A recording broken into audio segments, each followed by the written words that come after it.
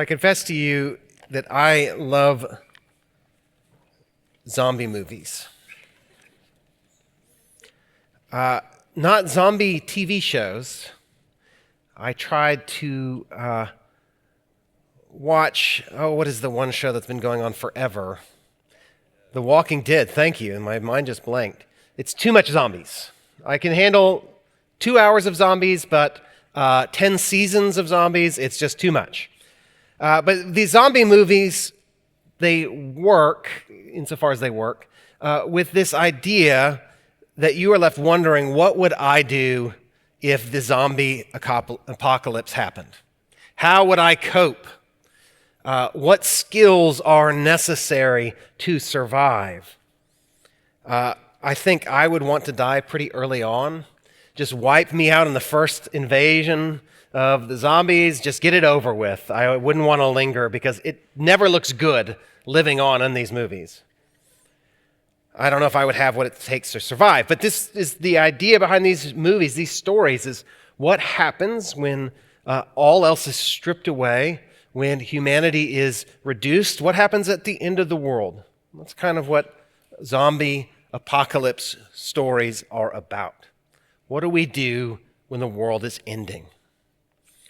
The Bible has its fair share of end of the world drama. We got a little bit of that in our gospel reading from Mark chapter 13. Mark 13 called Mark's mini apocalypse, which is sort of funny. It's like not a whole apocalypse, just a little one, just a little end of the world, is this speech by Jesus on Mount of Olives looking at the temple, and he talks about, the end of the world, the apocalypse, a word that means unveiling, things being revealed.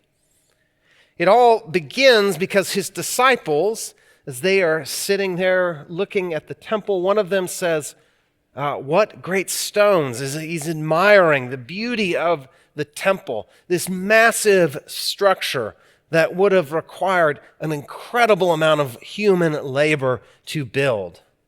And Jesus goes on to say that not one stone of this temple will be left standing. He begins by talking about the end of the temple, and as you keep reading Mark chapter 13, his vision expands out and out until we hear Jesus say in verse 24, "In those days, after that tribulation, the sun will be darkened, the moon will not give its light, the stars will be falling from heaven, and the powers in the heavens will be shaken. And then they will see the Son of Man coming in clouds with great power and glory. And then he will send out the angels and gather his elect from the four winds, from the ends of the earth to the ends of heaven." Jesus begins by saying this temple will be destroyed, which we know happens in 70 AD. The temple is in fact destroyed. And he begins from there, and his vision, his scope expands until he is talking about the end of all things, when God will gather his elect, the end of the world. But it's worth noting that for Jesus' disciples, when he says the temple will be destroyed, he's already talking about the end of the world. When we hear the temple will be destroyed, we think that would be really sad if the Church of St. John the Divine were destroyed, not one stone left standing. God forbid, that would be truly an awful thing. We would grieve that, but we wouldn't think, it's all over. The Christianity project is a failure. We're done. We're doomed. It's the end of the world as we know it. We would be sad, but our grief wouldn't be that extreme.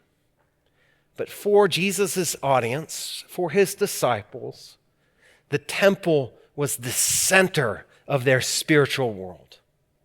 The temple was the place where you offered sacrifices to God. The temple was where you worshiped. The temple was God's footstool on earth. It was the place where you encountered God, knew God. It was the place that forgiveness and mercy radiated out from. The temple was the place that was prophesied that people would stream to it. The nations would come there to receive healing.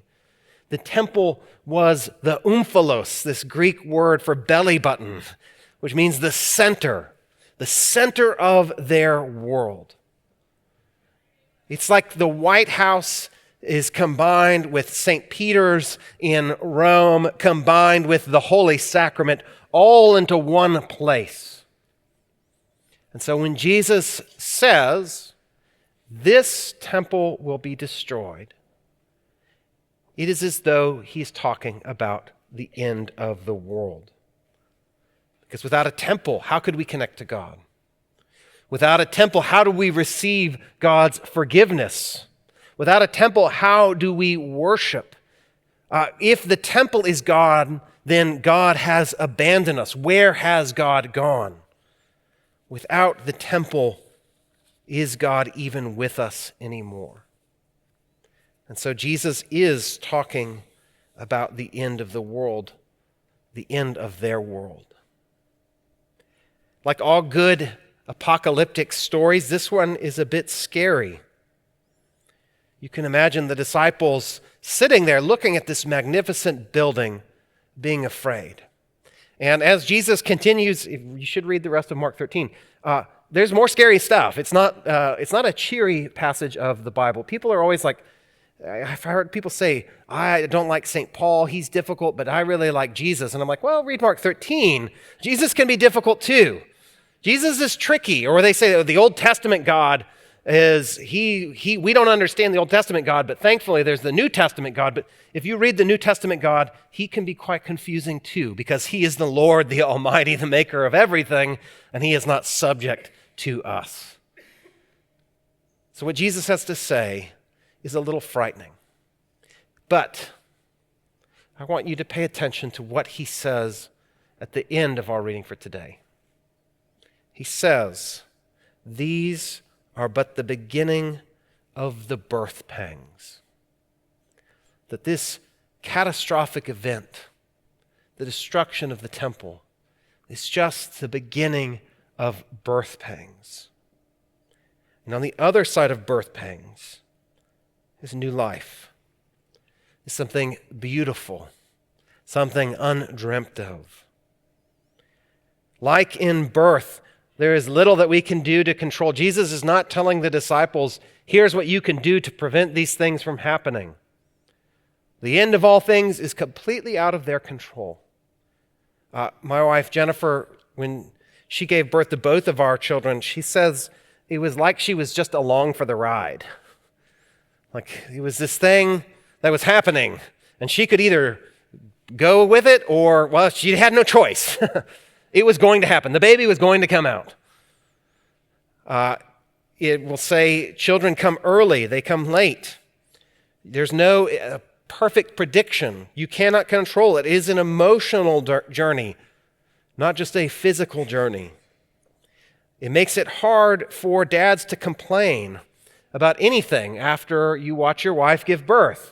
What can I say? I mean, I can't complain about anything now because she can always just say, well, I gave birth to both of your children. And to be fair, nothing that I've experienced is quite as painful looking as that was. But all the pain, all the trial, all the drama, the difficult journey is worth it because there is new life. So what is born on the other side of the end of the temple? If this thing is happening that feels like the end of the world, how is it also a beginning?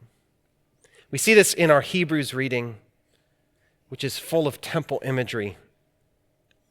Jesus is portrayed in Hebrews as the temple, as the priest, as the sacrificial lamb, as the curtain that divides the Holy of Holies from the rest of the temple.